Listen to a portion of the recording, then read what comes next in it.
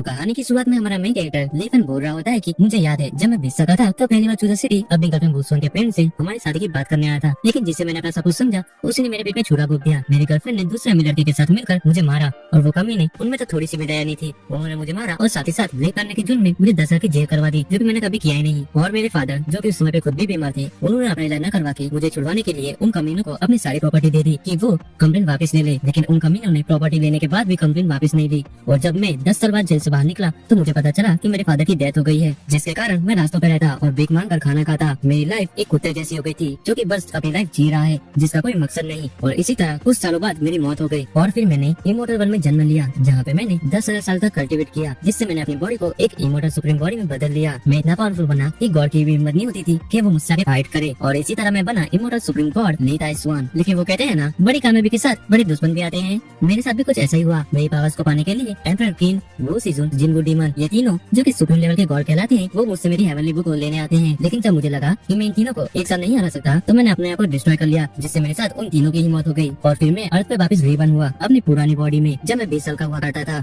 और ये मेरी हेवनली बुक की वजह से हुआ। और अभी फिलहाल मैं ट्रेन में हूँ जो कि चूजो सिटी जा रही है। फिर लीफेन को याद आता है कि वो उस टाइमलाइन में वापस आ गया है जब वो पहली बार चूजो सिटी अपनी गर्लफ्रेंड के पेरेंट्स से उसकी शादी की बात करने गया था। लीफेन डिसाइड करता है कि अब वो पहले की तरह गलती नहीं करेगा और वो उन सभी लोगों से बदला लेगा जिसकी वजह से उसके और उसके फादर की मौत हुई। फिर हम देखते हैं कि ट्रेन चूजो सिटी के स्टेशन पर आ गई होती है। लीफेन अपना सामान लेकर टैक्सी में बैठ जाता है। जैसे वो टैक्सी में बैठता है तो उसके फोन पर कॉल आता है जो कि वुसुआन का होता है। वुसुआन कॉल पर चिल्ला रही होती है कि लीफेन तुम कहाँ मर गए, पार्टी शुरू हुए आधे घंटे से भी ज्यादा हो गया है, क्या तुम यहाँ आना भी चाहते हो? मुझे तो समझ नहीं आता कि मेरा बॉयफ्रेंड इतना ज्यादा केयरलेस कैसे हो सकता है, क्या तुम मेरी बात सुन भी रहे हो? हम देखते हैं कि लीफेन कॉल को काट देता है और वो सोच रहा होता है कि पिछली बार इस लड़की की वजह से मेरी पूरी लाइफ बर्बाद हो गई थी, मेरी इसके साथ मैरिज फिक्स हो गई थी, लेकिन इसने मुझे धोखा दे दिया। इसने अपने बॉयफ्रेंड के साथ मिलकर मुझे मारा और मुझे रेप करने के जुर्म में 10 साल की जेल करवा दी, इससे मेरी पूरी लाइफ बर्बाद हो गई। लेकिन इस बार मैं गलती नहीं करूंगा और मैं बताऊंगा कि क्या फर्क होता है जब आप एक इमोर्टल सुप्रीम कोर्ट से पंगा लेते हैं। फिर हम देखते हैं कि लीफेन जिस टैक्सी में बैठा था ना, उस टैक्सी से आके एक कार टकराती है। ड्राइवर कार को स्टॉप करता है और पीछे मुड़कर कहता है कि सर आप ठीक है ना? लेकिन वो देखता है कि लीफेन टैक्सी में नहीं होता। हम देखते हैं कि जो कार लीफेन की टैक्सी से आके टकराई थी ना, वो पुल से नीचे गिरने वाली होती है। तभी लीफेन पीछे से आके कार को पकड़ लेता है, जिससे वो कार गिरने से बच जाती है। वहीं बाकी लोग इस चीज का वीडियो बना रहे होते हैं। हम देखते हैं कि रेड हेयर वाला बंदा बोल रहा होता है कि अगर मैं ये होते हुए अपनी आंखों से नहीं देखता ना तो मैं इस चीज पर कभी विश्वास ही नहीं करता कि ह्यूमन के पास भी इतनी पावर हो सकती है कि वो अपने हाथों से एक कार को रोक सके। वहीं दूसरा बंदा बोल रहा होता है कि क्या इस लड़के को गॉड से डिवाइन पावर्स मिली है क्या, जो कि ये लड़का इस तरह का काम कर पा रहा है? वहीं हमारा लीफेन सोच रहा होता है कि ये ह्यूमन नेचर मुझे बहुत ही गुस्सा दिलाता है। अगर कहीं किसी का एक्सीडेंट भी हो जाए ना और वो मर भी रहा हो ना, तो ये लोग उसका वीडियो बनाएंगे, लेकिन उसकी मदद के लिए फोन नहीं करेंगे। जब इनका वीडियो शूट हो जाएगा ना, तब कहीं वो लोग उसकी मदद के लिए फोन करेंगे। इस तरह के लोगों को ना मैं काट काट के अपनी इमोर्टल वर्ल्ड में कुत्तों को खिला दिया करता था। हम देखते कि उस गाड़ी में से एक बूढ़ा आदमी और एक लड़की निकलती है। वो बूढ़ा आदमी लीफेन के पास आके बोलता है, मेरा नाम चो तियानजेंग है और यंग मैन तुमने हमारी मदद की, उसके लिए शुक्रिया, कहीं आपको चोट तो?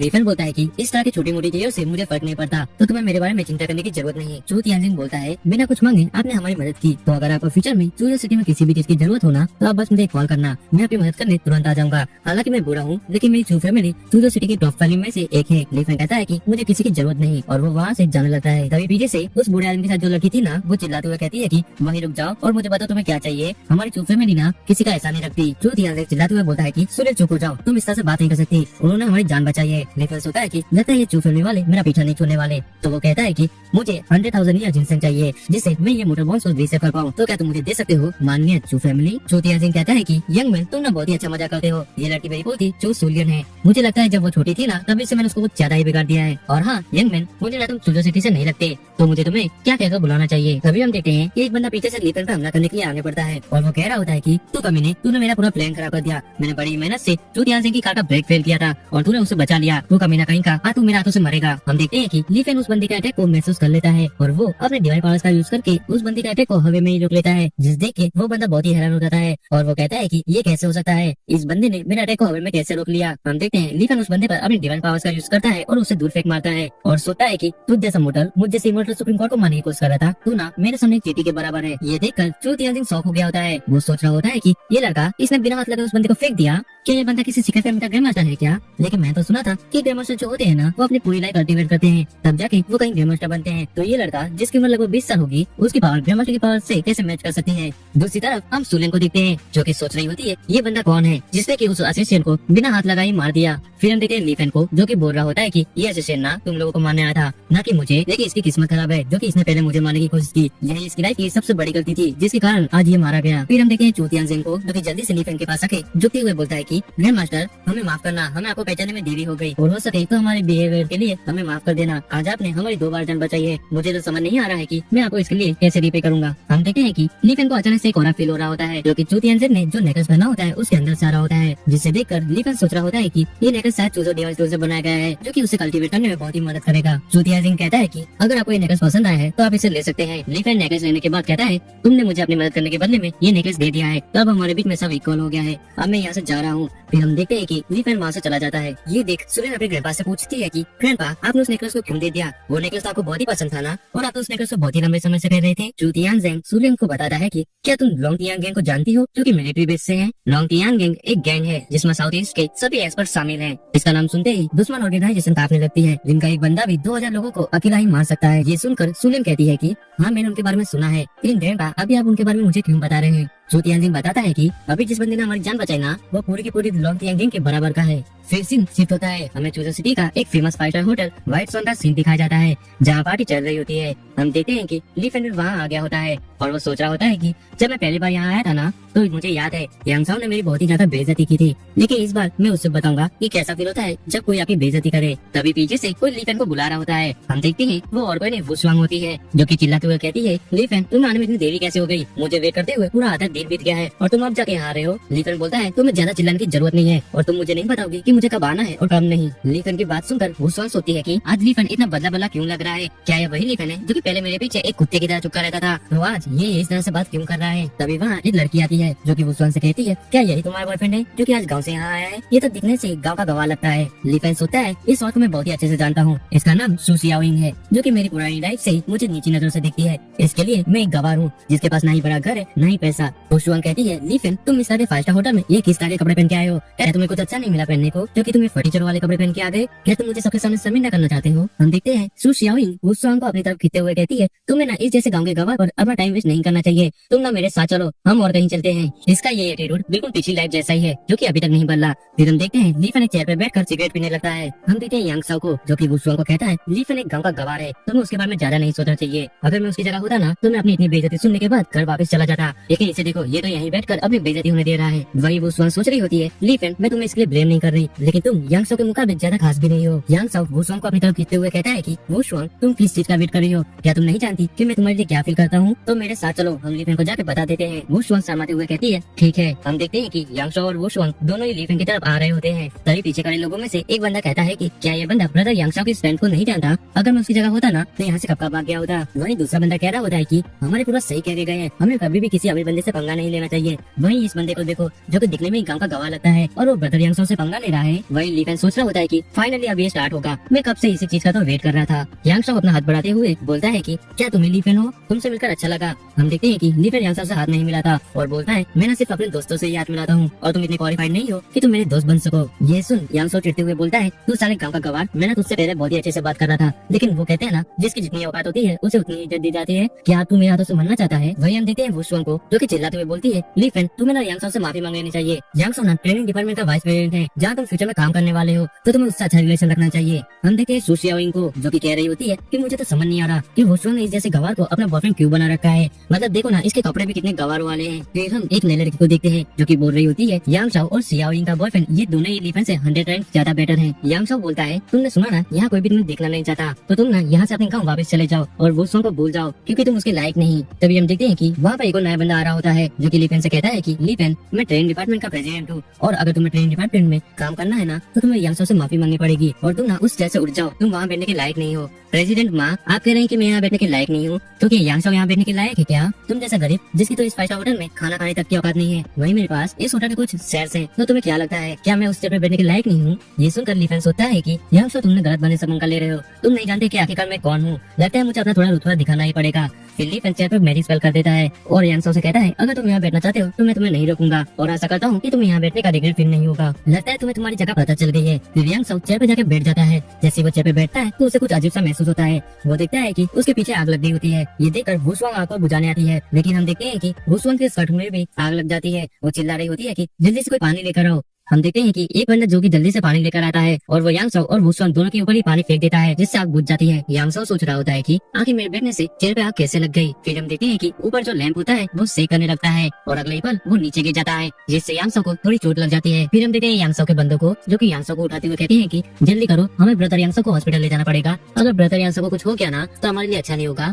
फिर वो यांग साउ को लेके कार की तरफ बढ़ रहे होते हैं। जैसे वो कार में बैठते हैं तो उनकी कार में आग लग जाती है। वहाँ खड़े सभी लोग चिल्ला रहे होते हैं कि जल्दी से वहाँ से हट जाओ, कार में आग लग चुकी है। ये देखकर ली फेन सोच रहा होता है कि तुम चीटियां, तुम ना मुझे बहुत ही अच्छे से एंटरटेन कर रहे हो, तो तुम अपना रोल इसी तरह निभाते रहो और तुम्हें मेरा अटेंशन भी मिलेगा। फिर हम देखते हैं वुशवांग को, जो कि ली फेन के पास आके कहती है कि ली फेन, आज बहुत ही ज्यादा लेट हो गया है और कल हमारा मैरिज प्रपोजल है, तो तुम्हें घर जाके आराम करना चाहिए। ली फेन सोच रहा होता है कि ये कुतिया ये अभी भी मुझसे शादी करना चाहती है। ये अपना रोल बहुत ही अच्छे से निभा रही है। ये दिखा रही है कि इसको मुझसे शादी करनी है, लेकिन असल में इसको मुझसे शादी नहीं करनी। चलो देखते हैं कि अब ये कल क्या नाटक करने वाली है। फिर ली फेन वहाँ से जाते हुए सोचता है, यांग साउ मेरे छोटे से मॉडल, आज तो मैंने बस तुम्हारे साथ एक छोटा सा खेल खेला है और ये तो खेल की शुरुआत है। तुमने जो मुझे दर्द दिया है ना, उसके सामने तो ये कुछ भी नहीं। और मेरी चीटियां, कल का मैरिज प्रपोजल बहुत ही इंटरेस्टिंग होना चाहिए। बदले में मैं तुम्हें इतना दुख दूंगा कि तुम किसी चीटे को भी मारने की गलती नहीं करोगे। फिर हम देखते हैं वुशवांग को, जो कि सोच रही होती है कि ली फेन इतनी दूर से मुझसे मिलने आया था और मैंने ली फेन से इस तरह से बात की। चलो छोड़ो, वैसे भी हम दोनों एक दूसरे के लिए नहीं बने, मुझे मेरा मकसद नहीं भूलना चाहिए। फिर हम देखते हैं सो सियाओइंग को, जो कि वुशवांग को कहती है कि तुम्हें ना उस गांव के गवार को भूल जाना चाहिए,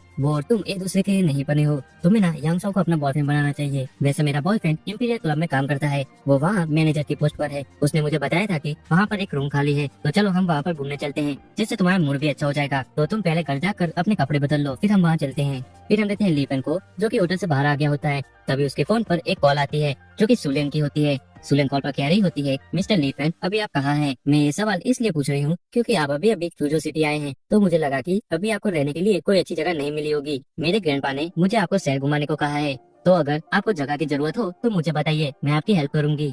ली फेन बोलता है, मानिए चू फैमिली, मैं आपकी बातों की रिस्पेक्ट करता हूँ। तो ये महान आदमी अभी चूजो सिटी के मेन चौराहे पर है, तो आप यहीं आके मुझे ले जा सकते हैं। इतना कह के वो कॉल काट देता है। तभी वहाँ एक लड़की आती है, जो कि ली फेन से कहती है, मिस्टर, क्या आप कुछ फूल खरीदना चाहते हैं? फिर हम देखते हैं उस लड़की को, जो कि सोच रही होती है कि बहुत समय हो गया है, मुझे कुछ अच्छा खाए। आज मैं इस बंदे को मस्त स्वाद अनुसार मसाला लगाकर खाने वाली हूँ। वो ली फेन से कहती है, यंग मैन, मुझे लगता है कि तुम्हें रहने के लिए कोई जगह चाहिए। मैं मेरे घर में अकेली रहती हूँ, तो क्या तुम मेरे घर जाना पसंद करोगे? ली फेन बोलता है, ये मूर्ख छोटी चुड़ैल, अपनी छवि सुधार, तुझमें इस महान इमोर्टल गॉड को बर्दाश्त करने की ताकत नहीं, तो तू और कहीं जा और किसी दूसरे तुच्छ प्राणी को खा और मेरे सामने से हट जा, अभी मुझे कुछ काम निपटाने हैं। वो लड़की ये सुन हैरान हो जाती है और वो कहती है, ये तुम क्या कह रहे हो?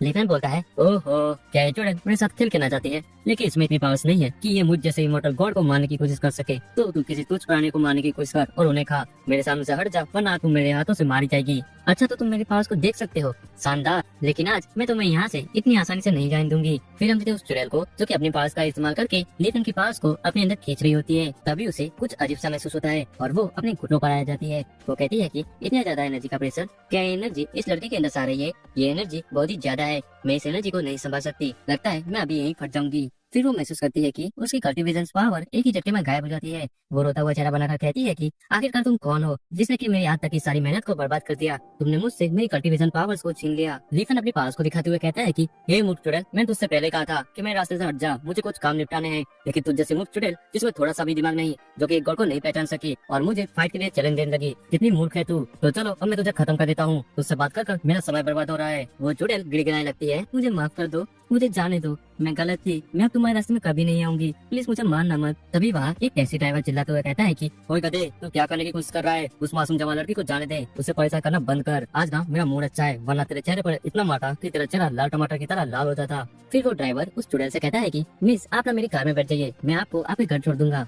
फिर वो चुड़ैल जल्दी से भागते हुए कार में बैठ जाती है। फिर कार वहाँ से जाने लगती है। वही हमारा ली फेन सोच रहा होता है कि आज तो मैंने इस छोटी सी चुड़ैल को जाने दिया, लेकिन मैंने उसकी पास को छीन लिया, लेकिन मुझे लगता है अभी भी उसमें थोड़ी पास बची है। अगर वो मेरे रास्ते में दोबारा आई तो पक्का वो मेरे हाथों से मारी जाएगी। फिर हम देखते हैं उस चुड़ैल को, जो कि सोच रही होती है कि आज तो मैं मन नहीं वाली थी, वो तो अच्छा हुआ टैक्सी ड्राइवर वहाँ आ गया। फिर हम देखते हैं उस टैक्सी ड्राइवर को, जो कि कह रहा होता है, मिस क्या आप ठीक हैं? मैंने अभी नोटिस किया कि आपकी फूलों की टोकरी वहीं गिर गई है, तो आप एक फूल बेचने वाली हैं, जो कि फूल बेचकर पैसे कमाते हैं। चुड़ैल कहती है, हाँ, मैंने ना अपने घर के पीछे कई तरह के सुंदर फूल लगाए हैं, जिन्हें मैं बेचकर पैसे कमाती हूँ। फिर हम देखते हैं कि चुड़ैल एक तरह स्माइल देते हुए कहती है कि तो क्या आप मुझसे कुछ फूल खरीदना चाहते हैं क्या? मेरा घर ना सिंसान माउंटेन के पीछे है, तो आप सीधा वहीं चलिए। और वो मनी मन सोच रही होती है कि उस आदमी ने मेरी पावर्स को छीन लिया, लेकिन वो तो अच्छा हुआ कि वो मेरी सारी पावर्स को नहीं छीन पाया, और अब मुझे पावर्स को वापस पाने के लिए थोड़ी लाइफ फोर्स की जरूरत है। तो अब समय हो गया है कि मैं लाइफ फोर्स इकट्ठा करूं, जो कि मैं पहले इस ड्राइवर को मारने से लूंगी। फिर हम देते हैं ड्राइवर को, जो कि सोच रहा होता है कि शिनचाओ माउंटेन ये तो कोई सुंगेरा सुंगेरा लगता है। फिर सीन शिफ्ट होता है, हम देखते हैं लीफेन को, जिसके पास एक लग्जरी कार आके रुकती है।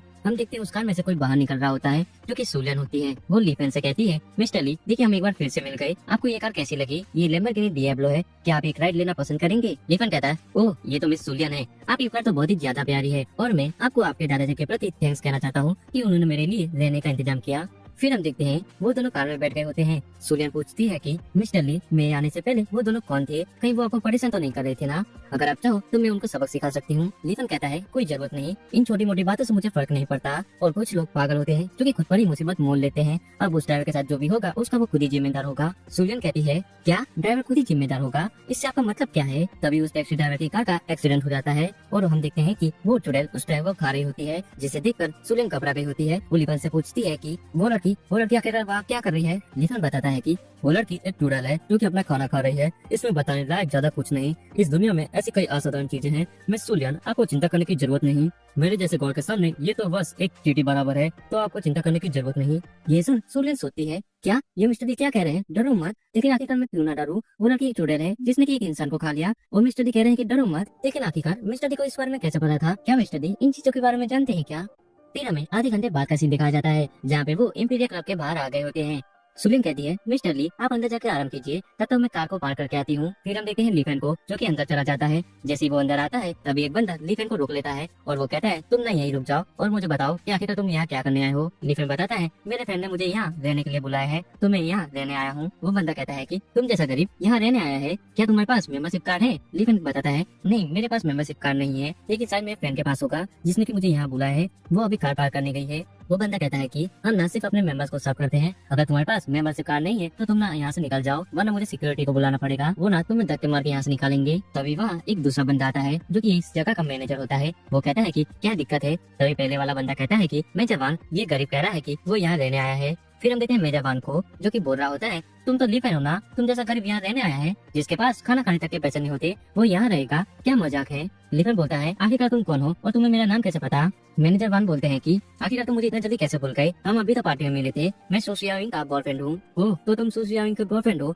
और वो कुतिया बात तो ऐसे कर रही थी जैसे उसका बॉयफ्रेंड टोनी स्टार्क हो, लेकिन देखो वो तो एक बस छोटा सा मैनेजर निकला। मैनेजर वान बोलता है, तुम गाँव के गवाह कहीं के, तुम जानते भी हो कि ये जगह कौन सी है? यहाँ ना सूजो सिटी के सारे हाई क्लास लोग आते हैं, और तुम कह रहे हो कि तुम यहाँ रहोगे? क्या तुम्हारी इतनी औकात हो गई? तुम्हारे जैसे लोग 200 रुपए वाले होटल में भी जाएंगे ना, तो वहाँ पर भी उन्हें रूम लेने के लिए EMI खाना पड़े। लेकिन बोलता है कि मैं तुमसे कहा ना कि मैं यहाँ मेरे फ्रेंड के साथ आया हूँ, जो कि मेरे लिए बिल पे करेगी। अगर तुम्हें विश्वास ना होना तो जब वो कार पार करके आ जाए ना, तो उसी से पूछ लेना।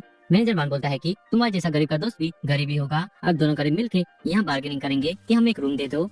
तभी वहाँ वो शुआंग और सोशियाविंग आ जाती है। वो शुआंग लीफन को देखकर कहती है कि आखिरकार लीफन यहाँ क्या कर रहा है? मैनेजर वान वो शुआंग से कहता है कि ये मुझसे कह रहा था कि ये यहाँ रहने आया है और इसके लिए इसका फ्रेंड यहाँ का बिल पे करेगा। ये कितना फनी है ना? ये सुन वो शुआंग कहती है, लीफन तुम यहाँ क्या करने आए हो? तुम क्या मुझे शर्मिंदा करना चाहते हो? तुम्हें आखिरकार पता भी है कि ये जगह कौन सी है? लीफन बोल रहा होता है कि तुम लोगों ने सुना नहीं क्या? मैंने क्या कहा? मैंने कहा ना यहाँ मेरी फ्रेंड मुझे लेके आई है और वही मेरे लिए यहाँ का बिल पे करेगी। वो शुआंग कहती है कि लीफन तुम ना अपनी बड़ाई दिखाना बंद करो, मुझे पता है कि तुम्हारा ऐसा कोई भी फ्रेंड नहीं है जो कि तुम्हारे लिए यहाँ का बिल पे कर सके। तुम ना यहाँ इसलिए आए हो कि तुम्हें मेरा अटेंशन मिल सके। तुमने ना आज मुझे बहुत ही ज्यादा शर्मिंदा किया है, तुम क्या थोड़ी देर मुझे अकेला नहीं छोड़ सकते? लीफन कहता है कि तुम कहना चाहती हो कि मैं तुम्हारा पीछा कर रहा हूँ, और जो तुम यंगस्टरों के पीछे फिरती हो उसका क्या? वो शुआंग कहती है, मैं उसके साथ क्या करती हूँ और क्या नहीं उससे तुम्हें लेना देना नहीं होना चाहिए, तो तुम ये बकवास करना बंद करो। लीफन कहता है, तुम लोगों को जो समझना है तुम लोग वो समझो, लेकिन आज मैं यहीं रहने वाला हूँ। वो शुआंग कहती है, क्या ऐसा है? तो फिर मुझे भी देखना है कि तुम यहाँ रहने के लिए क्वालिफाइड हो भी या नहीं। तभी वहाँ सुलियन आ जाती है और वो कहती है,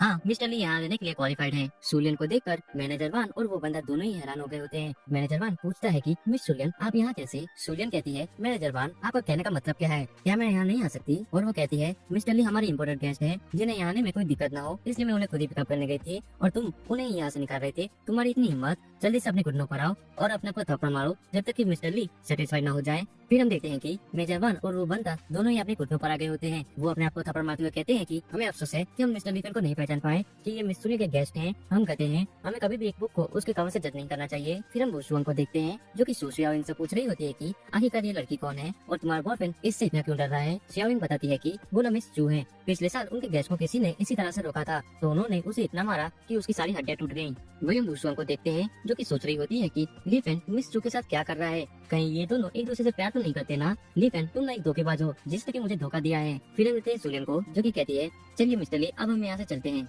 सुलियन वुशुआंग को देखते हुए सोच रही होती है कि ये लड़की अंधी है क्या जो कि इसने मिस्टर ली जैसे इंसान को जो कि अपने आप में ही एक हीरा है उन्हें छोड़ दिया। चलो छोड़ो मुझे क्या, इसमें तो उसी का नुकसान है ना। फिर वो लिफ्ट से वहाँ से चले जाते हैं। वही वुशुआंग सोच रही होती है कि ली फेन तुम ना बस वेट करो, अभी ना मिस टू तुम्हारे साथ खेल रही है लेकिन जब वो तुम्हें छोड़ देंगी ना तो तुम रोते हुए मेरे पास वापस आओगे। फिर हम देखते हैं ली फेन और सुलियन दोनों ही कमरे में आ गए होते हैं। सुलियन ली फेन से कहती है कि मिस्टर ली मैं ना आपकी डिसाइपल बनना चाहती हूँ, इसके लिए मैंने आपके अकाउंट में पैसे भेज दिए हैं, उन्हें मेरी तरफ से एक सम्मान की तरह देखिएगा। ली फेन कहता है कि तुम्हारे अंदर इतना पोटेंशियल नहीं है कि तुम मेरी डिसाइपल बन सको। सुलियन कहती है मिस्टर ली अगर आप मुझे अपने डिसाइपल के रूप में एक्सेप्ट करेंगे ना तो मैं आपके लिए कुछ भी कर सकती हूँ। और वो मनी मन सोच रही होती है कि कल्टीवेशन वो है जो कि मैं बहुत ही लंबे समय से करना चाहती थी और अब जब मेरे सामने एक ग्रैंड मास्टर है तो मैं ये मौका अपने हाथों से नहीं जाने दे सकती, चाहे मुझे इसके लिए कुछ भी करना पड़े। ली फेन कहता है मिस चू आप ये सब क्या कर रही हैं, ये सब करने की आपको बिल्कुल भी जरूरत नहीं, मैं ना आपको अपना डिसाइपल बनने के लिए रेडी हूँ, आपको उसके लिए ये सब करने की बिल्कुल भी जरूरत नहीं। ये सुन सुलियन कहती है मास्टर आप ना बहुत ही अच्छे हैं। ली फेन कहता है तुम्हें ना मुझे मास्टर कहने की बिल्कुल भी जरूरत नहीं,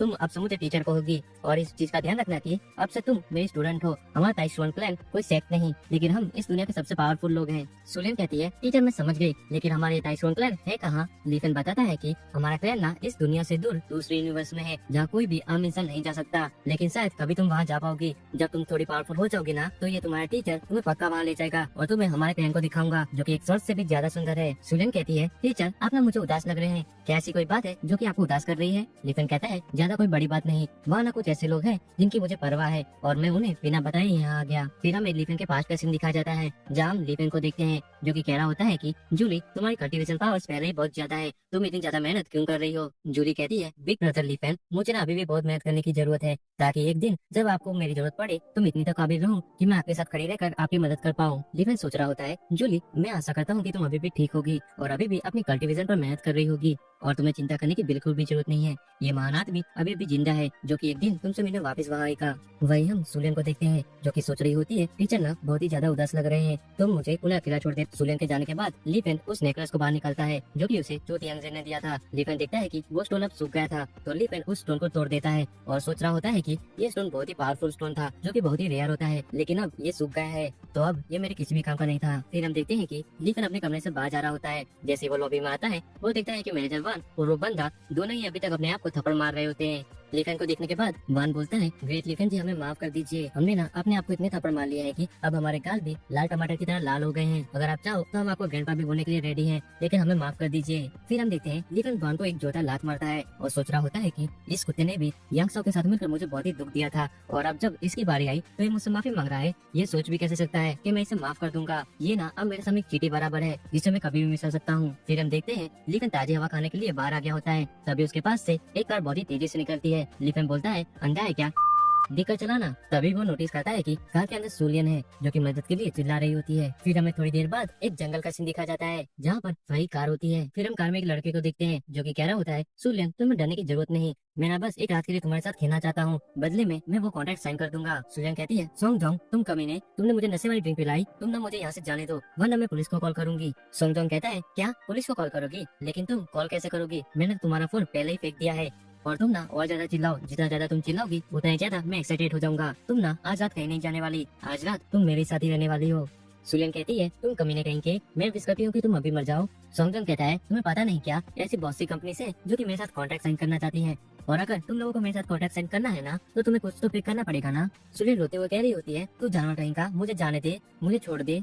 तभी कोई कार के शीशे पर खटखटाता है। सोंगजोंग कहता है ये कौन गधा है जो कि मेरे काम में दखलंदाजी करने यहाँ आ गया, ये कभी चाहे कोई भी हो लेकिन आज ये मेरे हाथों से मरने वाला है। वहीं हम ली फेन को देखते हैं जो कि कह रहा होता है तू छोटी सी चिटी, तेरी हिम्मत कैसे हुई मुझे गधा कहने की, तू बाहर निकल। हम देखते हैं कि सोंगजोंग एक बैट लेकर कार से बाहर आता है और वो कहता है तू गधे का बच्चा, तेरी हिम्मत कैसे हुई मेरा मूड खराब करने की, मैं ना अभी बहुत ही इंपॉर्टेंट काम कर रहा था और तूने यहाँ आके मेरा मूड खराब कर दिया, आज यहाँ आके तूने अपनी लाइफ की सबसे बड़ी गलती की है, तू मेरे हाथों से आज नहीं बचने वाला। वही हम ली फेन को देखते हैं जो कि सिगरेट जलाते हुए कहता है कि तू ना उस लड़की के पास जा और एक कुत्ते की तरह झुक कर उससे माफी मांग, अगर वो तुझे माफ कर देगी ना तो ना मैं तुझे यहाँ से जाने दूंगा। सोंगजोंग कहता है क्या कहा तुमने, तुम्हें पता भी आखिरकार मैं कौन हूँ? शंघाई में ऐसा कोई भी नहीं कि वो मुझसे इस तरह से बात कर सके, यहाँ तक कि चूजों में भी ऐसा कोई भी नहीं जो कि मेरे बाल को भी टच कर सके। लीफेन कहता है कि मुझे फर्क नहीं पड़ता कि तुम कोठी बंगले वाले हो, लेकिन जब तक तुम उस लड़के से माफी नहीं मांगोगे ना, मैं तुम्हें यहाँ से नहीं जाने दे सकता। सोंगजोंग लीफेन को बैट मारते हुए कहता है कि तुम क्या कोई हीरो हो जो कि यहाँ एक मासूम जवान लड़की को बचाने आया है? हम देखते हैं कि लीफेन उस बैट को पकड़ लेता है और अपने हाथों से ही उसे तोड़ भी देता है।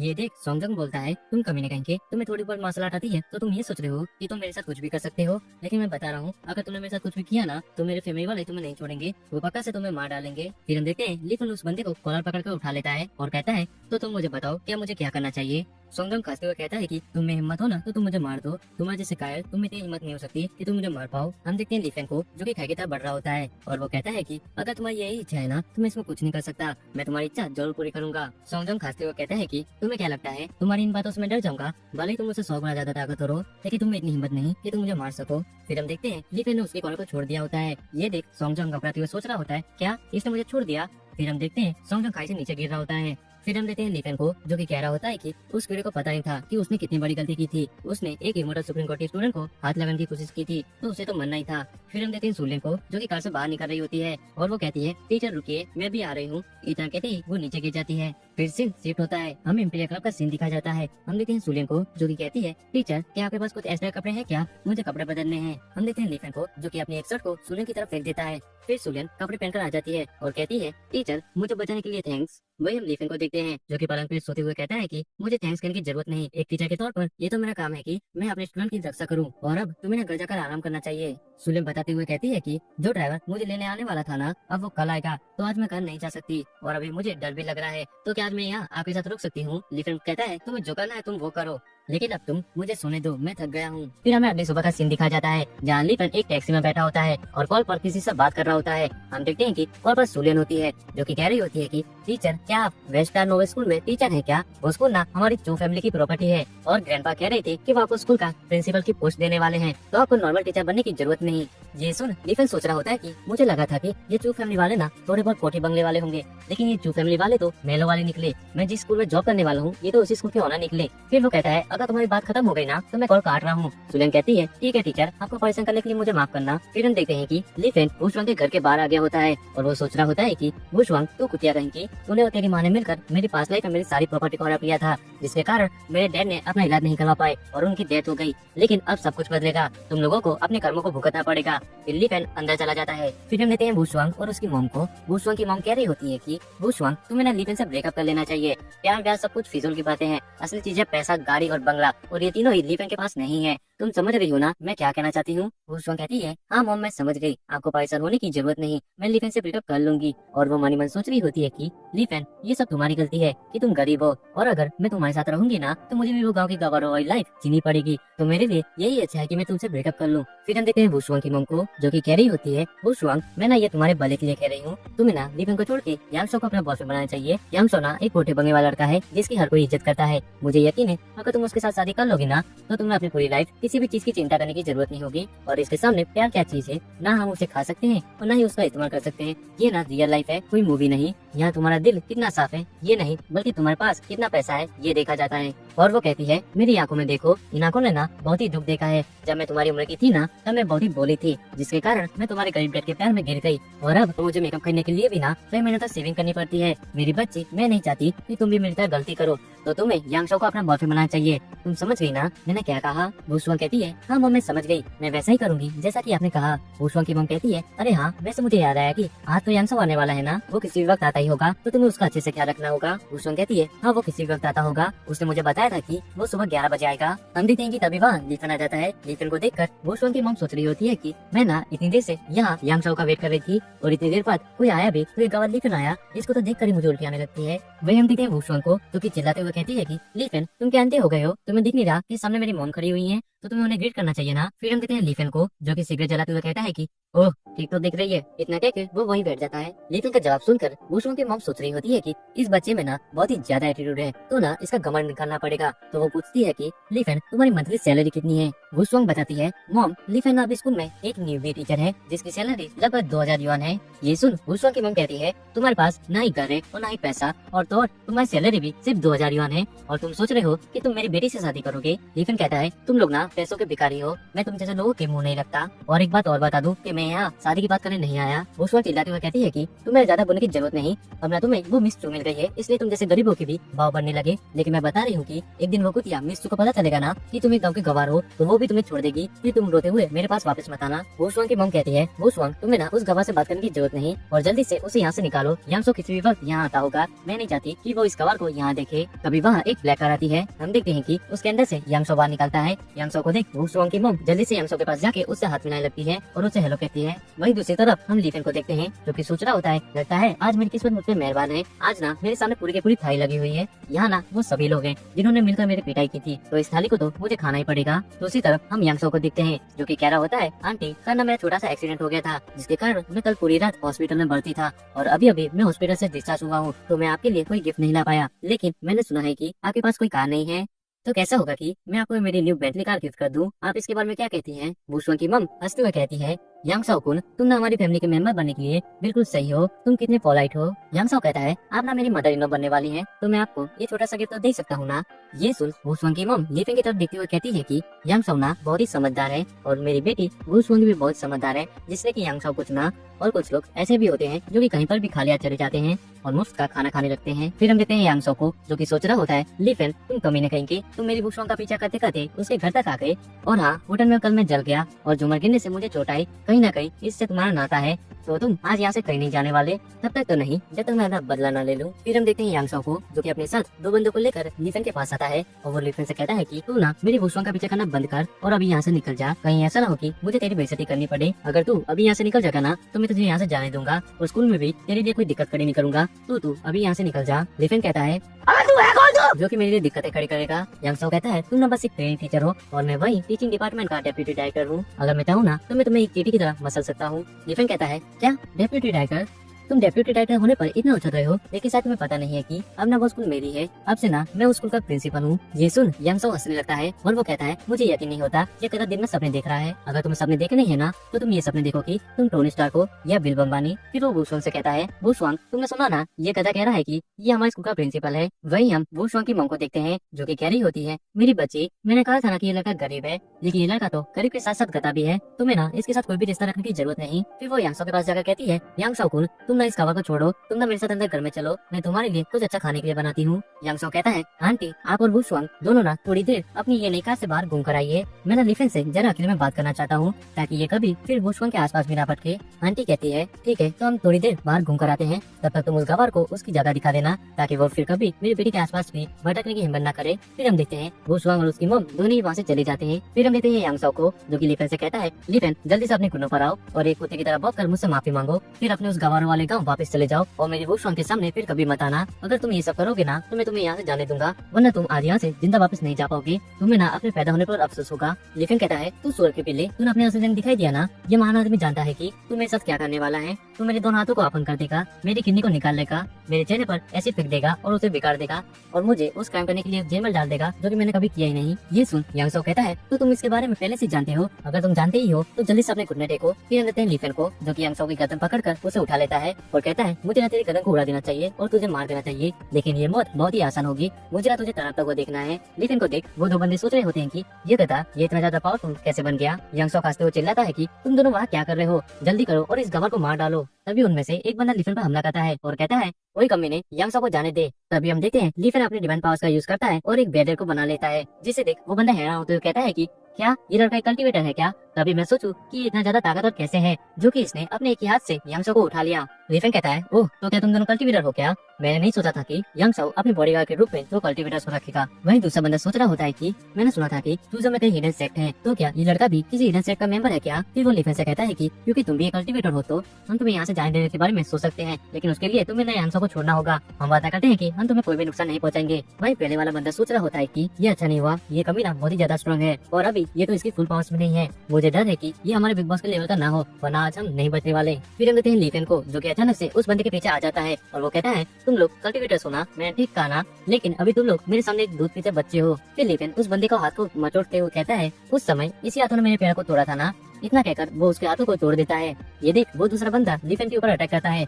लीफेन के बेटे की वजह से वो अटैक रुक जाता है और उसे दूर फेंक देता है। फिर लीफेन उसके पास जाता है और उस बंदे की किडनी को निकालते हुए कहता है कि उस वक्त तू ही था ना जिसने की मेरी किडनी को निकाला था। फिर लीफेन कहता है अब तुम्हारी बारी है मेरे नन्हे चूहे। हम देखते हैं यांगसो को जो कि डर गया होता है। वो कह रहा होता है कि तुम ना मेरे साथ क्या करने की सोच रहे हो। अगर तुमने मुझे मारने की कोशिश की ना तो मैं तुम्हारे पर केस कर दूंगा। फिर तुम्हें अपनी बाकी की पूरी लाइफ जेल में काटनी पड़ेगी। तो तुम मुझे मारने की कोशिश बिल्कुल मत करना। लीफेन कहता है कि तुम्हें ऐसा क्यों लगा कि मैं तुम्हें इतनी आसान मौत दूंगा। तुम ना चिंता मत करो, मैं ना अभी तुम्हें नहीं मारने वाला। अब तुम ना मेरे भगवान की तरह पूजा करो और मेरे सामने अपनी लाइफ की भीख मांगो। जल्दी करो वरना। इतना सुनते ही यांगसो डर गया होता है और वो कहता है मैं करता हूँ, मुझे मारना मत। फिर सीन शिफ्ट होता है। हम देखते हैं वुशुआंग और उसकी मॉम को। वुशुआंग कह रही होती है मॉम लीफेन को कुछ होगा तो नहीं ना। वुशुआंग की मॉम कहती है उस गवाह का ना नाम भी मत लिया करो मेरे सामने। यांगसो कुन ना उस गवाह से 1000 गुना ज्यादा बेहतर है। वो अमीर है और वो एक अमीर फैमिली से बिलोंग करता है। उसके सामने तो लीफेन एक सड़क किनारे पड़ा हुआ कचरा है। और अब से अपना सारा ध्यान यांगसो कुन पर लगाओ, ना कि लीफेन पर। तभी वो बात देखती है कि यांगसो लीफेन के सामने अपना सर झुका रहा होता है, जिसे देख वुशुआंग की मॉम कह रही होती है कि लगता है मेरी आंखें खराब हो गई हैं। वुशुआंग जाना तुम देखना कि मैं सही देख रही हूँ। यांगसो कुन लीफेन के सामने अपना सर झुका रहा है क्या। फिर हम देखते हैं लीफेन को जो कि कह रहा होता है अभी ना सिर्फ 50 सेट हुए हैं और तुम इतनी जल्दी थक गए। जल्दी करो, इस गोल का समय बहुत ही कीमती है। फिर हम देखते हैं यांगसो को जो कि सोच रहा होता है लीफेन तुम्हें नहीं, ये दुश्मनी महंगी पड़ेगी, आज नहीं तो कल तुम मेरे हाथों से मरोगे। फिर हम देखते हैं वुशुआंग को जो कि कह रही होती है कि लीफेन तुमने यांगसो के साथ क्या किया। लीफेन कहता है कि तुम जैसा सोच रही हो ना वैसा कुछ भी नहीं है। हम तो ना एक खेल खेल रहे थे जो कि हमारे प्यारे यांगसो ने बनाया था, जिसमें वो मुझसे हार गया तो वो अपनी सजा भुगत रहा है। क्यों सुअर, मैं ठीक कहा ना। फिर लीफेन यांगसो के गालों पर थप्पड़ मारते हुए कहता है कि बोलो सुअर, मैं ठीक कहा ना, तुम कुछ बोल क्यों नहीं रहे हो। और वो कहता है कि वैसे सुअर तुम्हें अभी भी ना 50 बार चुकना बाकी है, अभी तो मैं तुम्हें जाने दे रहा हूँ, तो जल्दी से खड़े हो जाओ और अपनी सुअर वाली एक्टिंग स्टार्ट कर दो। वहीं हम देखते हैं वुशुआंग को जो कि कह रही होती है कि लीफेन हालांकि मुझे पता नहीं कि तुम्हारे साथ क्या हुआ, लेकिन अगर किसी ने तुम्हारी बेइज्जती की है ना तो उसे भी गाली देने की एक हद होती है। तुम्हें ना यांगसो से माफी मांग लेनी चाहिए। लीफेन कहता है माफी, और मैं अजी कद्दू मेरा। अगर अभी इस सुअर की जगह मैं होता ना तब तो तू कुतिया कभी नहीं कहती कि यांगसो तुम्हें ना लीफेन से माफी मांग लेनी चाहिए, और अब तू कह रही है कि मैं यांगसो से माफी मांगू। वहीं हम यांगसो को देखते हैं जो कि सोच रहा होता है कि लीफेन मैं ना गॉड की कसम खाता हूँ, मैं तुम्हें इसकी कीमत चुकाने पर मजबूर कर दूंगा। मैं तुम्हें इतना दर्द दूंगा कि तुम्हें लगेगा कि इससे अच्छा तो मौत है।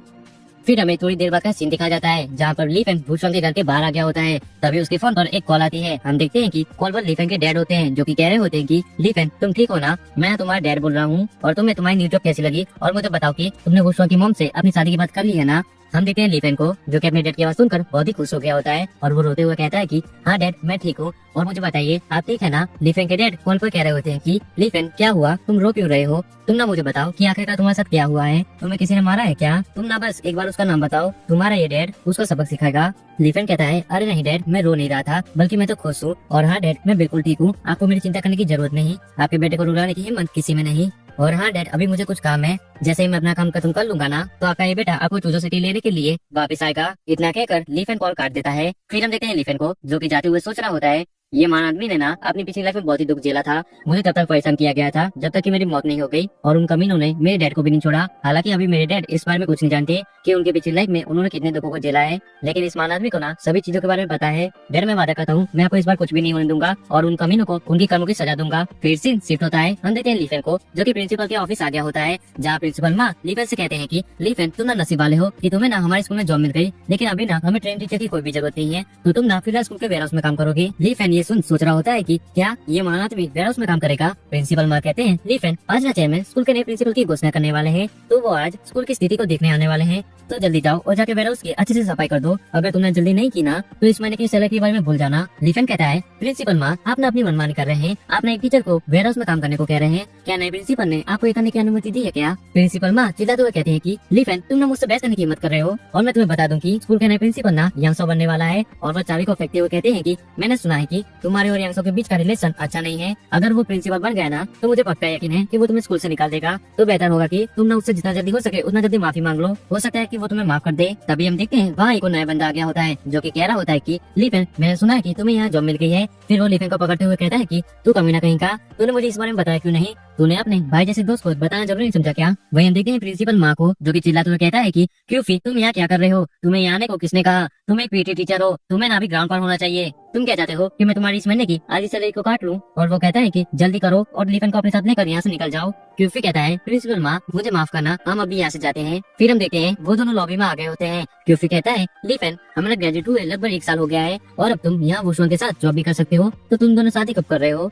लीफन कहता है नहीं, हम दोनों अब शादी नहीं कर रहे। वुसवांग ना अब उस कमीने यांगसो को पसंद करती है। क्यूफी कहता है तुमने ना उस कुतिया वुसवांग को छोड़कर बिल्कुल सही किया, वो तुम्हारे साथ रहने की लायक नहीं थी। देखना एक दिन उसको तुम्हें छोड़ने का पछतावा होगा। लीफन कहता है अब ना मेरे बारे में बात करना बंद करो और तुम्हारा बताओ, तुमने तो फिजिक्स और केमिस्ट्री में एमए किया है ना, तो तुम पीटी टीचर क्यों बने हुए हो? क्यूफी बताता है कि जब मैं पहली बार यहाँ आया था ना, तब मैं केमिस्ट्री का टीचर था। सभी टीचर और लड़कियां मुझे पसंद करती थी और ये चीज प्रिंसिपल माँ और यांगसो को पसंद नहीं आई, तो उन्होंने मुझे पीटी टीचर बना के ग्राउंड पे खड़ा कर दिया, जिससे कि मैं काला पड़ जाऊं। क्या करूं, साले जलते हैं मुझसे। मैं ना इस जॉब को छोड़ भी देता, लेकिन अभी ना मेरी मॉम हॉस्पिटल में भर्ती है, तो मुझे ये जॉब की अभी जरूरत है। लेकिन जब मेरी मॉम ठीक हो जाएंगी ना, तो मैं पक्का इस जॉब को छोड़ दूंगा। लीफन कहता है क्यूफी तुम ना चिंता मत करो, तुम्हें ना अपनी जॉब छोड़ने की जरूरत नहीं पड़ेगी। मैं वादा करता हूँ कि तुम पर जो जुल्म हो रहा है ना, उसका न्याय मैं जरूर करूंगा। क्यूफी कहता है लीफन तुम ना मुझे बहुत ही ज्यादा कॉन्फिडेंट लग रहे हो, जो कि तुम ये अजीब सी बातें कर रहे हो। लेकिन तुम्हें मेरे लिए प्रिंसिपल माँ या फिर यांगसो को नाराज करने की जरूरत नहीं। वो लोग ना हमारे जैसे लोगों के लिए बहुत ही ज्यादा पावरफुल हैं, हम जैसे लोग उनका कुछ भी नहीं बिगाड़ सकते। लीफन कहता है क्यूफी अब ना मैं स्कूल का नया प्रिंसिपल बनने वाला हूँ,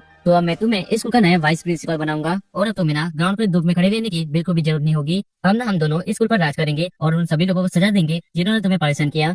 और लीफन सोच रहा होता है कि क्यूफी ना मेरे पिछली लाइफ का सबसे अच्छा फ्रेंड है और इन लोगों ने इसको पैसा करने की जरूरत की, लेकिन अब स्कूल का कानून मेरे हाथों में है, तो मैं अब किसी को भी नहीं छोड़ने वाला। वेन देते हैं क्यूफी को, जो कि हंसते हुए कहता है कि लीफन मैंने तुमसे बस एक साल नहीं मिला और तुमने इतने ही टाइम में इतना अच्छा जोक मारना सीख लिया, तुम ना बहुत ही ज्यादा टैलेंटेड हो। फिर वो लीफन की पीठ को थपथपाते हुए कहता है कि ठीक है प्रिंसिपल, तो चलो हम तुम्हें हमारे स्कूल को दिखा देता हूँ।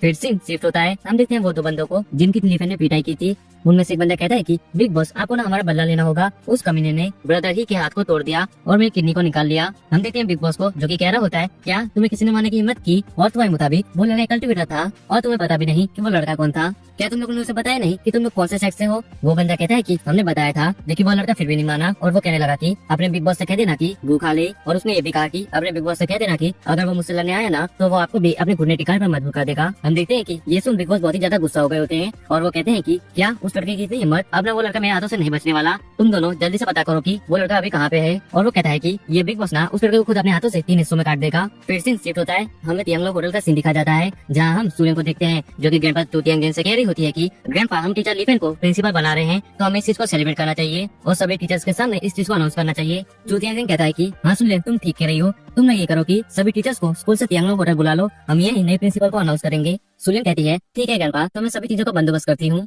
चोटिया सिंह कहता है सुलियन एक सेकंड रुको। सुलियन कहती है क्या हुआ ग्रैंडपा? चोटिया सिंह कहता है कि कुछ ही दिनों में लीजा आर्मी से वापस आने वाला है, तुम उसके बारे में क्या सोचती हो? सुलियन कहती है कि हालांकि लीजा और मैं दोनों ही सेम एज के हैं और वो बहुत ही यंग एज में आर्मी में जुट गया था, उसके बाद वो लोंगटियांग गैंग का डिसर्वर बन गया और अब वो वहाँ मेजर जनरल है। चोटिया सिंह कहता है कि तो तुम दोनों की शादी के बारे में क्या ख्याल है? और वो कहता है कि तुम्हें तो पता ही है कि लीजा बहुत ही पहले से तुमसे प्यार करता है और अब वो बस तुम्हारे लिए वापस आ रहा है। सुलियन कहती है कि हालांकि लीजा बहुत ही टैलेंटेड है, लेकिन वो मेरे टाइप का नहीं और आपको इस बारे में चिंता करने की जरूरत नहीं, जैसे वो वापस आएगा ना, तो मैं उससे खुद पर्सनली मिलकर उसे बता दूंगी कि मैं उससे प्यार नहीं करती। चोटिया सिंह कहता है कि तुम जैसा चाहोगी ना वैसा ही होगा और वो मन ही मन सोच रहा होता है कि मुझे ना लीजा की चिंता नहीं, मुझे ना बस लोंगटियांग गैंग से डर है। वो ना बहुत ही खतरनाक लोग हैं, उनके पास ग्रैंड मास्टर्स की खेती है, जो चाहे ना तो पूरे के पूरे देश को झुका सकते हैं। अगर उन्होंने शादी के लिए पूछा ना, तो मना करना मुश्किल होगा। फिर सीन शिफ्ट होता है, हमें वेस्टर्न नोबल स्कूल का सीन दिखा जाता है। हम देखते हैं लीफन को, जो कि सोच रहा होता है ये स्कूल मेरे लिए बहुत ही बढ़िया है, इस स्कूल के 100 किलोमीटर के एरिया में फ्यूचर एनर्जी बहुत ही ज्यादा है, जो कि कल्टिवेटर के लिए बहुत ही बढ़िया चीज है। तभी लीफन और क्यूफी दोनों के फोन पर मैसेज आता है, जो कि नए प्रिंसिपल के अनाउंसमेंट के लिए उन्हें लोंगटियांग होटल बुलाया गया होता है। क्यूफी लीफन से कहता है कि यांगसो की फैमिली बहुत ही ज्यादा रिच और पावरफुल है, उसके फादर हमारे स्कूल के डायरेक्टर हैं, तो मुझे लगता है कि नए प्रिंसिपल की पोजीशन ना यांगसो को मिलने वाली है। लीफन कहता है तुम क्या इस महान आदमी की बात को झूठ समझ रहे हो क्या? मैंने कहा ना कि नया प्रिंसिपल मैं बनने वाला हूँ, तुम्हें ना जल्दी पता चल जाएगा कि मैं झूठ नहीं बोल रहा था। फिर सीन शिफ्ट होता है, हमें तियांगलो होटल के बाहर का सीन दिखाया जाता है, जहाँ पर सभी टीचर्स इकट्ठा हुए होते हैं। हम देखते हैं कि वहाँ यांगसो और वुसवांग भी होती है। एक टीचर यांगसो से कहता है कि यांगसो प्रिंसिपल बनने के बाद हमें भूल मत जाना, तुम्हें हमारा भी ख्याल रखना पड़ेगा। वही दूसरी टीचर कह रही होती है कि हाँ यांगसो बहुत ही टैलेंटेड है, नए प्रिंसिपल की पोजीशन ना यांगसो को ही मिलेगी। हम देखते हैं कि तभी लीफन और क्यूफी वहाँ आ जाते हैं। फिर हमें यांगसो को दिखाया जाता है, जो कि सोच रहा होता है कि लीफन तुम ना मुझसे भले ही ताकतवर हो सकते हो, लेकिन तुम्हारे कनेक्शन मेरे जितने नहीं हो सकते, तुम एक गांव के गवार हो और वही मेरे डैड स्कूल के डायरेक्टर हैं, तो तुम बस मेरे प्रिंसिपल बनने का वेट करो, फिर तुम देखो कि मैं तुम्हारे साथ क्या करता हूँ। फिर हम देखते हैं लीफन को, जो कि यांगसो और वुसवांग दोनों को इग्नोर करके वहाँ से जा रहा होता है। तभी वुसवांग पीछे से चिल्लाती है कि लीफन भाई रुक जाओ, तुम्हें सुनाई नहीं देता मैंने क्या कहा? लीफन कहता है क्या है कुतिया, अब तुझे मुझसे क्या बात करनी है? वुसवांग चिल्लाते हुए कहती है कि तुम्हें ज्यादा बोलने की जरूरत नहीं और जल्दी करो, सुबह के लिए यांगसो से माफी मांगो, वो ना स्कूल का नया प्रिंसिपल बनने वाला है, तो तुम्हें उससे माफी मांगनी चाहिए। वरना तुम्हारी भी दिक्कतें खड़ी हो सकती हैं। लिफेन कहता है मुझे पता नहीं कि तुम पागल हो या भोले बनने की एक्टिंग कर रही हो। जैसे एक बार नदी के सामने नहीं झुकता ना, वैसे ये माना आदमी किसी के सामने नहीं झुकता। और तुम कह रही हो कि मैं इसका यांसो के सामने झुक जाऊं और उससे माफी मांगू। वुशुआंग कहती है लिफेन तुम ना दिखावा करना बंद करो, तुम ना एक गाँव से आए हो जिसका तो कोई नाम भी नहीं जानता, तो अपने कमर को साइड में रखो और एक बार अपने फ्यूचर के बारे में सोचो। तुमने ना टीचर बनने के लिए बहुत ही ज्यादा मेहनत की है, तुम क्या चाहते हो कि तुमसे तुम्हारी जॉब को भी छीन ली जाए? अगर तुम ये नहीं चाहते ना तो जल्दी करो और यांसो से माफी मांग लो। लिफेन कहता है अब मैं तुझ पुराने से और बात करना नहीं चाहता। इतना कहकर वो होटल के अंदर चला जाता है। हम देखते हैं वुशुआंग को जो कि सोच रही होती है कि आखिरकार ये लिफेन इस तरह से बात कब से करने लगा और ये अपने आप को एक गॉड क्यों समझता है। फिर हम देखते हैं प्रिंसिपल माँ को जो कि कह रहा होता है कि ये लिफेन ना बहुत ही अजीब आदमी है। जब मैंने उसे वेयरहाउस के अंदर काम करने को कहा ना तो उसे तो इस बात से कोई भी फर्क नहीं पड़ा, तो अब ना मैं उसे टॉयलेट साफ करने को कहूंगा। वही सुशियाइंग भी होती है जो कि कह रही होती है कि मुझे लगता है कि ये लिफेन ना पागल हो गया है। इस जैसे लोगों को ना जितना जल्दी हो सके उतना जल्दी स्कूल से बाहर फेंक देना चाहिए। वही हम देखते हैं यांगशो को जो कि वुशुआंग से कह रहा होता है कि वुशुआंग तुम्हें ना उस कवर की चिंता करने की जरूरत नहीं, तुमने ना उसे बहुत ही समझाने की कोशिश की लेकिन तुमने देखा ना उसने तुमसे किस तरह से बात की, तो अब ना तुम्हें उसकी और चिंता करने की जरूरत नहीं। और वो मन ही मन सोच रहा होता है कि लिफेन तुमने ना मुझे अपनी ताकत से डराने की कोशिश की ना, हालांकि मैं पावरफुल नहीं लेकिन मेरे कनेक्शंस ना दूर दूर तक हैं और मेरे डैड भी स्कूल के डायरेक्टर हैं, तो आज नए प्रिंसिपल की पोजीशन ना मुझे मिलने वाली है। फिर देखो कि मैं तुम्हें स्कूल से कैसे निकाल फेंकता हूँ। फिर हमें होटल के अंदर का सीन दिखाया जाता है जहाँ सभी लोग मजे से खाना खा रहे होते हैं। वही हम लिफेन और क्यूफी को देखते हैं। क्यूफी लिफेन से कहता है कि लिफेन क्या तुम खाना नहीं खाओगे? ये तियांगलोंग होटल ना चूजों का बहुत ही फेमस होटल है और यहाँ का खाना सिर्फ कोटे बंगले वाले लोग ही अफोर्ड कर सकते हैं और आज हमें यहाँ खाना खाने का मौका मिला है, तो तुम्हें इतना अच्छा मौका गंवाना नहीं चाहिए। ये खाना बहुत ही टेस्टी है तो तुम्हें भी इसे टेस्ट तो करना ही चाहिए। और वो कहता है कि बोर्ड ऑफ डायरेक्टर्स ने ना हमारे खाने का इंतजाम किया है, लगता है कि नया प्रिंसिपल उनके लिए बहुत ही इंपोर्टेंट पर्सन है जो कि उन्होंने इतने बड़े होटल में पार्टी दी है। तभी वहाँ एक लड़की भागते हुए अंदर आती है और वो चिल्लाते हुए कहती है कि टीचर सु मेरी मदद कीजिए। हम देखते हैं कि वहाँ पे कुछ गुंडे घुसाए होते हैं। उनका लीडर कहता है कि लड़की तुम कहाँ छुप गई? यहाँ से बाहर निकलने का सिर्फ एक ही रास्ता है, तो छिपने की कोशिश करना बंद करो और जल्दी मेरे सामने आओ। हम देखते हैं उस लड़की को जो की शियाओइंग से कह रही होती है कि टीचर सु मेरी मदद कीजिए, कुछ गुंडे मुझे मारने की कोशिश कर रहे हैं, मुझे उनसे बचाइए। शियाओइंग कहती है कि तुम लोग आखिरकार कौन हो और यहाँ कैसे घुसाए? जल्दी करो और यहाँ से निकल जाओ वरना मैं पुलिस को कॉल करूंगी। हम देखते हैं लीडर को जो कि कह रहा होता है कि क्या तुम पुलिस को कॉल करोगी? वैसे ना तुम भी बहुत ही सुंदर हो, तो कैसा होगा कि उस लड़की के साथ तुम भी हमारे साथ चलो। फिर हम देखते हैं यांगसो को जो कि कह रहा होता है कि कौन है वो कमीना जो कि यहाँ आके माहौल को बिगाड़ने की कोशिश कर रहा है। फिर हम देखते हैं यांगसो को जो कि लीडर को देख के बहुत ही हैरान हो गया होता है और वो सोच रहा होता है कि आखिरकार ब्रदर बा यहाँ क्या कर रहे हैं। फिर वो ब्रदर बा के पास जाकर कहता है कि ब्रदर बा मुझे लगता है कि आपको कोई गलतफहमी हो गई है, वो लड़की यहाँ सिर्फ स्टूडेंट है, उसे जाने दीजिए। ब्रदर बा कहता है कि यांगसो बताता है कि मेरा नाम यांगसो है और मैं जिंगसंग सिटी के यांग फैमिली से बिलोंग करता हूँ। ब्रदर बा मैं बहुत ही लंबे समय से चूजो सिटी में हूँ, तो मुझे लगता है कि आप ना मुझे पर्सनली नहीं जानते होंगे लेकिन मैं ना आपको जानता हूँ कि आप कौन है। आप ना एक महान स्ट्रीट फाइटर है जिसने की चूजो अंडरग्राउंड फाइटिंग क्लब के ब्लैक बॉक्सर को हराया है। वही पीछे खड़े टीचर्स कह रहे होते हैं कि हाँ मैंने सुना है कि ब्रदर बा बहुत ही ताकतवर है, उनसे ना कोई भी पंगा लेने की हिम्मत नहीं करता। एक बार किसी ने उनसे पंगा लेने की हिम्मत की थी तो उसकी रात 3 दिनों बाद एक नाले में से निकली थी। फिर हम देखते हैं शियाओइंग को जो कि यांगसो से रोते हुए कहती है कि यांगसो मुझे नहीं पता था कि ये ब्रदर बा है और न जाने मैंने उन्हें क्या क्या बोल दिया, तुम तो उन्हें जानते हो ना, तो उनसे कहो कि मुझे जाने दे। फिर हम देते हैं यांगसो को जो कि कहता है ब्रदर बा क्या आप मुझे बताएंगे कि आखिरकार बात क्या है जो कि आप इतना गुस्सा है? ब्रदर बा कहता है कि मैंने ना उस लड़की को बहुत ही प्यार से हमारे साथ ड्रिंक करने को कहा था लेकिन उस लड़की ने मुझे मना करने की हिम्मत तो की ही और साथ ही साथ मेरे एक बंदे को इंजर्ड करके वहाँ से भागकर यहाँ आ गई। तुम्हें क्या लगता है इसने सही किया? यांगसो कहता है ब्रदर बा आप ना ठीक कह रहे हैं, आखिरकार वो लड़की आपके साथ ऐसा कैसे कर सकती है? फिर हम देखते हैं कि यांगसो उस लड़की से कह रहा होता है कि तुम ना जल्दी करो और ब्रदर बा के साथ जाकर उन्हें खुश करो, बदले में मैं तुम्हारे प्रिंसिपल होने के तौर पर तुम्हारी आधी ट्यूशन फीस को माफ कर दूंगा, तो ना जल्दी करो और हमारे लिए और दिक्कतें खड़ी मत करो। हम देखते हैं शियाओइंग को जो कि उस लड़की से कह रही होती है कि ब्रदर बा ने ना सिर्फ तुम्हें उनके साथ ड्रिंक करने को कहा था और तुमने उन्हें मना तो किया ही और साथ ही साथ उनके एक बंदे को इंजर कर दिया, तो ना जल्दी करो और ब्रदर बा से माफी मांग लो। हम देखते हैं ब्रदर बा को जो कि चिल्लाते हुए कहता है कि माफी मांगने की कोई भी जरूरत नहीं है, अभी भी ना बार खुला है, तो जल्दी करो और हमारे साथ वापस चलकर वहाँ पे ड्रिंक करो।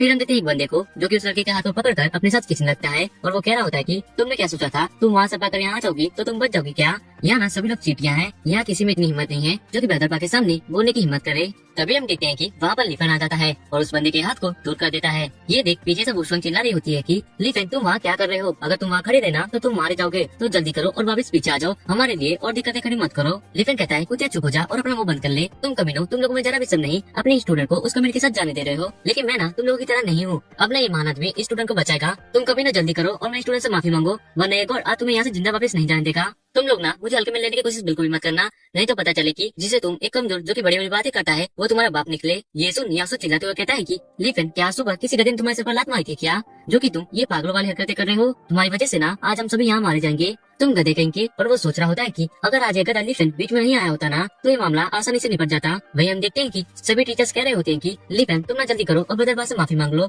तुम्हें ना हमारे लिए और दिक्कतें खड़ी करने की जरूरत नहीं। फिर हम देखते हैं ब्रदर बा को जो कि कह रहा होता है कि तुम लड़के तुम यहाँ हीरो बनने की एक्टिंग कर रहे हो, मूवीज में ना हीरो की सिचुएशन में ना फाइट करता है और हीरो को बचाता है, लेकिन यहाँ तो फाइट हो ही नहीं रही। इतना कहकर वो अपने दो बंदों को फाइट करने का इशारा देता है। फिर हम देखते हैं वो दो बंदों को जो कि लीफेन पर एक साथ हमला कर देते हैं, लेकिन लीफेन अपने एक ही रैप्टे में वो दोनों बंदों को दूर फेंक मारता है, जिससे उन दोनों बंदों के गाल लाल हो गए होते हैं। ये देख प्रतापा कहता है कि तुम एक मार्शल आर्टिस्ट हो, तभी मैं सोचूं कि तुम इतना ज्यादा कॉन्फिडेंट क्यों लग रही थी, लेकिन मेरे पास भी ना इसका जवाब है। मेरे चीते जल्दी कर और उस लड़के को उसकी जगह दिखा दे। फिर हम देखते हैं चीते को जो कि बहुत ही तेजी से भागते हुए लीफेन पर अटैक करता है और वो अपनी लात को लीफेन के मुंह पर मारते वक्त कहता है कि लेकिन हम देखते हैं कि लीफेन ने चीते की लात को पकड़ लिया होता है और वो कहता है कि तू ना मेरे सामने एक चींटी है जिसे मैं कभी मसल सकता हूँ। फिर हम देखते हैं लीफेन ने चीते को टेबल के ऊपर फेंक दिया होता है, जिससे पूरी की पूरी टेबल टूट जाती है। ये देख वुसन सोच रही होती है कि आखिरकार लीफेन इतना ज्यादा ताकतवर कब बन गया। वही हम देखते हैं ब्रदर बा को जो कि सोच रहा होता है चित्ताना एक समय पर बाड़े का सैनिक था, जिसने की कई सारी जंगें लड़ी थी। लड़ाई करने का हुनर तो उसके खून में था और वो अकेला किसी भी नॉर्मल 10 बंदों के बराबर का था, और वो इस बच्चे के कीवर में ढेर हो गया। आखिरकार ये बच्चा है कौन। वही हम देखते हैं लीफेन को जो कि कह रहा होता है कि क्या हुआ, तुम इस महान आदमी की ताकत को देखकर डर रहे हो क्या?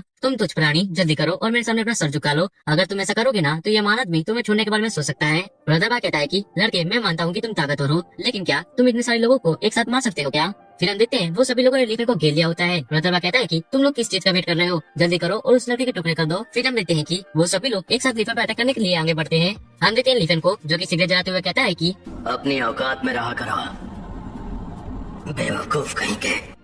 इतना कहते ही वहाँ बहुत ज्यादा ब्लू लाइट्स निकलने लगती हैं, जो कि उन सभी लोगों को दूर फेंक मारती हैं। ये देख सभी टीचर्स हैरान हो गए होते हैं। यासो कह रहा होता है कि आखिरकार वो क्या था, वो रोशनी कैसी थी जिसने की उन सभी लोगों को दूर फेंक मारा। हम देखते हैं ब्रदर बा को जो कि सोच रहा होता है यहाँ जितने भी लोग थे ना वो सभी के सभी स्पेशल फोर्स से थे। हालांकि वो सभी रिटायर्ड थे, लेकिन वो सभी के सभी किसी भी नॉर्मल 10 बंदों के बराबर थे। इन सभी लोगों की वजह से ना मैं चीजों पर राज कर रहा था, लेकिन इस लड़के के सिर पर के चपकाने से सभी के सभी ढेर हो गए। वही हम देखते हैं लीफेन को जो की ब्रदर बा के कंधे पर लात रखते हुए कहता है की सुन चीटी, मुझे लगता है की अब तेरे पास मुझे दिखाने के लिए कुछ भी नहीं बचा, तो जल्दी कर और मेरे सामने अपने की भीख मांग, शायद मैं तुझे माफ कर दूं। ब्रदर बा कहता है मुझे लगता है कि तुमने मेरे आदमी को वश में कर लिया होगा, लेकिन तुम मुझे अपने वश में नहीं कर सकते।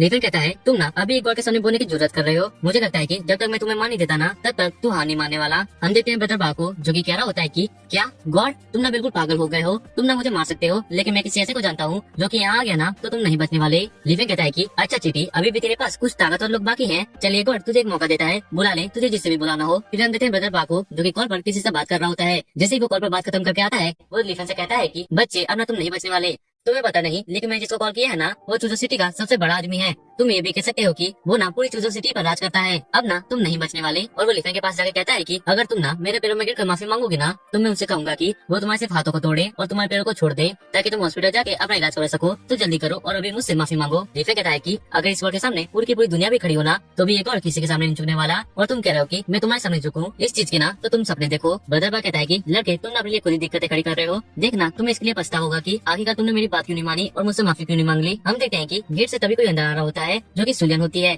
हम देखते हैं ब्रदर बा को जो कि सुलियन के पास जाके कहता है कि मिस टू, अच्छा हुआ कि आप यहाँ गई। और वो लीफेन की तरफ इशारा करते हुए कहता है कि उस बच्चे ने ना हमारे सारे आदमियों को मारने की हिम्मत की है, तो आप ना जल्दी कीजिए और उसे सबक सिखाइए। सुलियन लीफेन को देख हैरान हो गई होती है और वो जल्दी से लीफेन के पास जाकर उससे माफी मांग लगती है कि टीचर मुझे माफ कर देना, मुझे यहाँ आने में लेट हो गया। वही हम देखते हैं वुशवांग को जो कि कह रही होती है कि क्या उसने लीफेन को टीचर कहा, आखिरकार यहाँ चल के आ रहा है। फिर हम देखते हैं लीफेन को जो कि कह रहा होता है कि सुलियन, तुम्हारे इस आदमी ने ना मेरे स्टूडेंट को अपने साथ ड्रिंक करने के लिए मजबूर किया, तो मुझे बताओ क्या इसने सही किया। सुलियन ब्रदर से कहती है कि ये मैं क्या सुन रही हूँ, तुम चू फैमिली का नाम इस्तेमाल करके ये सब काम करते हो और तुमने मेरे टीचर की बेइज्जती की। इतना सुनते ही ब्रदर अपने घुटनों पर आ गया होता है और गिड़गिड़ाते हुआ कहता है कि मिस टू, मुझे माफ कर दीजिए, मुझे नहीं पता था कि ये आपके टीचर हैं, मुझ पर दया कीजिए और मुझे माफ कर दीजिए। और वो सोच रहा होता है कि ये लड़का मिस टू का टीचर कब बन गया। सुलियन कहती है कि सिर्फ माफी मांगने से सब कुछ ठीक तो नहीं होने वाला ना, तो जल्दी करो और अपने आप को थप्पड़ मारना शुरू करो। हम देखते हैं कि ब्रदर बा और उसके सभी आदमी अपने आप को थप्पड़ मारने लगते हैं।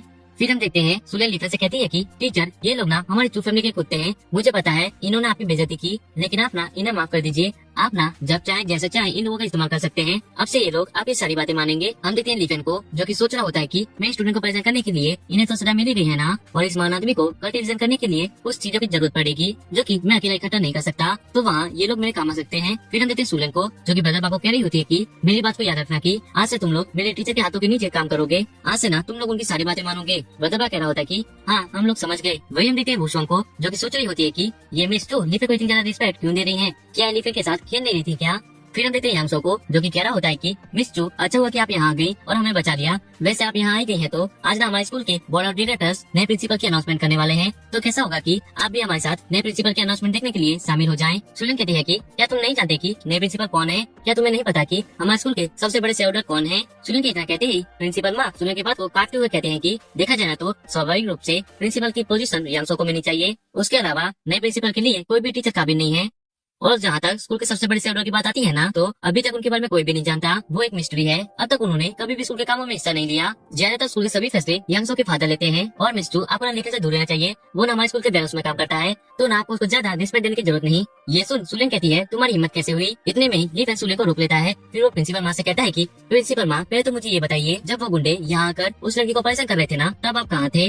तब आप अपने स्टूडेंट को बचाने क्यों नहीं आए? प्रिंसिपल माँ कहते हैं कि तुम्हारा इससे कहने का मतलब क्या है? ली फैन कहता है कि मुझे लगता है कि आप ना अपने प्रिंसिपल होने का काम भूल गए हैं, तो ना आप अब स्कूल में रहने की जरूरत नहीं, तो ना अब आप स्कूल से बाहर निकल जाइए। प्रिंसिपल माँ कहते हैं कि ली फैन, आखिरकार तुम कौन होते हो जो कि मुझे स्कूल से बाहर निकल जाने को कह रहे हो? तुम ना बस एक इंटर्न हो। तुम क्या चाहते हो कि तुम अपने पहले ही दिन स्कूल से निकलने जाओ? फिर हम देखते हैं लीफेन को, जिसने की प्रिंसिपल माँ को थप्पड़ मार दिया होता है। प्रिंसिपल माँ चिल्लाते हुए कहते हैं कि तुम कमीने, तुम्हारी हिम्मत कैसे हुई मुझे थप्पड़ मारने की? ये सुन लीफेन प्रिंसिपल माँ पर थप्पड़ की बारिश कर देता है। ये देख वुशुआंग कहती है लीफेन, तुम ये क्या कर रहे हो? वो ना हमारे प्रिंसिपल हैं, तुम ना उन्हें इस तरह से नहीं मार सकते। वहीं सियाविन कहती है कि लगता है लीफेन पागल हो गया है, जल्दी से कोई पुलिस को कॉल करो।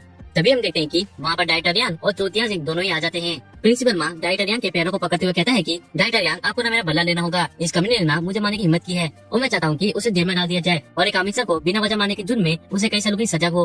डाइटरियान कहते हैं कि माँ तुम अभी शांत हो जाओ, अभी ना यहाँ हमारे स्कूल के सबसे बड़े शेयरहोल्डर आए हुए हैं। ये ना चोतियां सिंह है, जो की हमारे स्कूल के सबसे बड़े शेयरहोल्डर है। चोतियां सिंह लीफेन के पास जाके झुकते हुए कहता है कि मिस्टर ली, मुझे माफ कर दीजिएगा, मुझे यहाँ आने में देरी हो गई। लीफेन कहता है ठीक है, ये ना कोई बड़ी बात नहीं, इसके लिए ना तुम्हें माफी मांगने की कोई जरूरत नहीं। फिर हम देते हैं चूतियान सिंह को, जो कि अनाउंस करता है कि मैं चूतियान सिंह वेस्टर्न नोबल स्कूल का मालिक अनाउंस करता हूँ कि आज से स्कूल के नए प्रिंसिपल मिस्टर लीफेन है। सभी लोग उन्हें बताइए दीजिए। ये सुन सभी लोग हैरान हो गए होते हैं। वो कह रहे होते हैं कि क्या यांगसो नया प्रिंसिपल नहीं है क्या? लीफेन नया प्रिंसिपल? लगता है कि उन्होंने नाम बोलने में गलती की है। हम देखते हैं यांगसो को, जो कि कह रहा होता है कि डैड, क्या ये सच है? आपने तो कहा था कि नए प्रिंसिपल की पोजीशन मुझे मिलेगी। डायरेक्टर यांग कहते हैं कि मेरे बच्चे साओ, अब ना इस बारे में बात करना बंद करो। चू फैमिली कोई ऐसी वैसी फैमिली नहीं जिसके हम खिलाफ जा सके, तो इस बारे में बात करना बंद करो। वे देते चूतियान सिंह को, जो कि कह रहा होता है कि इतना ही नहीं, मेरे पास स्कूल के जितने भी शेयर्स है और बाकी की जो भी शेयर्स, वो मैं सभी शेयर्स को खरीदूंगा और वो सभी के सभी शेयर्स मिस्टर लीफेन के नाम पर ट्रांसफर होंगे। तो अब से मिस्टर लीफेन इस पूरे स्कूल के मालिक हैं, तो अब से ये स्कूल मिस्टर लीफेन की प्रॉपर्टी है। चूतियान सिंह की बात सुनकर वहाँ सभी लोग हैरान हो गए होते हैं। फिर हम देते हैं माँ को, जो कि सोच रहा होता है कि अब ना सब कुछ खत्म हो गया है, अब मैं नहीं बचने वाला, ये गधा लीफेन ना अब प्रिंसिपल बन गया है। फिर हम देखते हैं वुशुआंग को, जो कि सोच रही होती है कि आखिरकार मिस चू और डाइटरियान लीफेन से इतनी ज्यादा रिस्पेक्ट से बात क्यों कर रहे हैं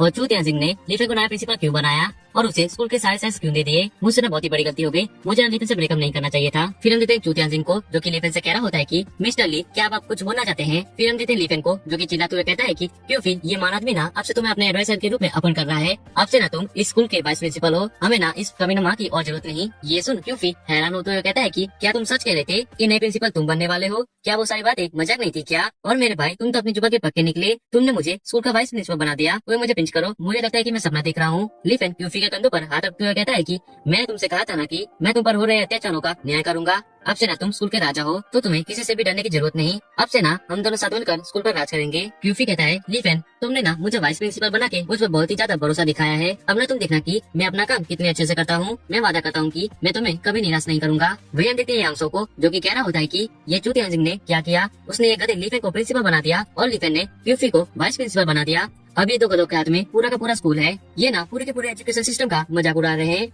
वही हम देते हैं डाइटर यांग को, जो कि कह रहा होता है कि मेरे बच्चे साओ, तुम्हें चिंता करने की जरूरत नहीं। जियांग बाई नी फैमिली से मैंने कांटेक्ट किया है। चूतियान सिंह ने ना 5 साल पहले नी फैमिली के एक मेंबर को मार दिया था, तभी से नी फैमिली और चू फैमिली दोनों एक दूसरे के दुश्मन है। नी फैमिली ने ना चूतियान सिंह को मारने के लिए कई बार असिस्टेंट भेजे, लेकिन वो सारे के सारे फेल हो गए। लेकिन इस बार ना नी फैमिली वालों ने बहुत ही खतरनाक असिस्टेंट को बुलाया है, तो हमें ना नी फैमिली के साथ कॉर्पोरेट करना चाहिए, जिससे कि एक ही झटके में चू फैमिली वालों का चू जैसा नामो निशान मिट जाएगा। यांगसो कहता है हाँ डैड, आप ना सही कह रहे हैं, और जब ऐसा होगा ना तब मैं उस कमीने लीफेन को मारने से पहले उसे अपने कदमों पर झुकाऊंगा।